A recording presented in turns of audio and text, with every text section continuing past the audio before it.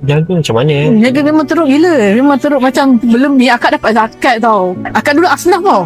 3 bulan dah tak dapat zakat. So daripada akak sebelum ni zakat tu akak bayar sewa. Bayar kan dia dapat 650 kan bayar sewa, dapat beras, 3 bulan dapat bantuan ves sekolah anak. Semua dah tak dapat. Dia kata pasal akak berniaga pendapatan dah lebih. Macam tu. Tak logik kan. Dia kata, Assalamualaikum warahmatullahi wabarakatuh. Hari ini pihak Lembaga Zakat Selangor ada menerima satu hantaran video berkaitan tentang permohonan bantuan zakat telah ditamatkan.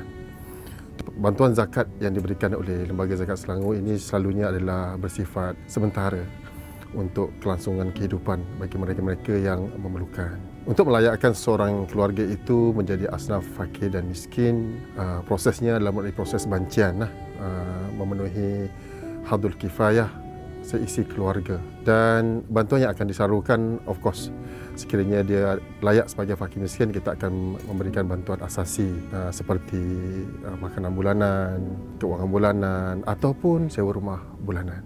Dalam masa yang sama, sekiranya asnaf ini ada kelebihan, ada skill, kemahiran untuk berniaga, menjadi seorang usahawan, salah satu bantuan tambahan yang lain, bantuan utama yang lain adalah bantuan keusahawanan, bantuan modal. Seperti dalam video ini, salah satu bantuan yang diberikan kepada pertama adalah bantuan keusahawanan, dan alhamdulillah sepanjang penerima ini dipimpin oleh pihak Lembaga Zakat Selangor, penerima ini menunjukkan tanda-tanda kejayaan dan disahkan telah berjaya perniagaannya, mengusahakan perniagaannya, okey, dan daripada berdasarkan rekod yang kami ada, nama telah diberikan bantuan sebagai asnaf fakir miskin bermula 2019 lagi dengan pelbagai bantuan. Selain daripada bantuan keusahawanan, penama juga telah dibantu keuangan bulanan, makanan bulanan, persekolahan, hari raya dan sebagainya. Dan jumlah keseluruhan bantuan yang diterima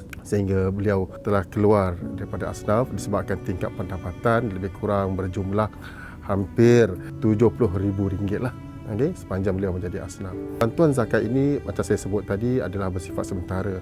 Sekiranya bancian semula dibanci dan sudah tidak layak asnaf, maka dia akan digugurkan lah. Okey, siapa-siapa penama, tak kisahlah siapa saja yang menerima bantuan zakat apabila dibanci semula dan telah bertingkat pendapatan, lebih-lebih lagi kalau mereka berniaga, kerana berniaga ini merupakan salah satu ciri-ciri ataupun medium untuk kita memastikan asnaf mempunyai pendapatan yang lebih supaya boleh keluar asnaf daripada mustahik kepada muzaki. Semoga penerangan saya pada hari ini dapat memberi sedikit pencerahan bahawa pengguguran asnaf ini bukanlah sekadar hanya semata-mata digugurkan, tidak. Apabila kita lihat penama mendapat kejayaan dari sudut perniagaan, okey, dan telah dibanci semula dengan secara tuntas, so melayakkan dia untuk gugur daripada asnaf.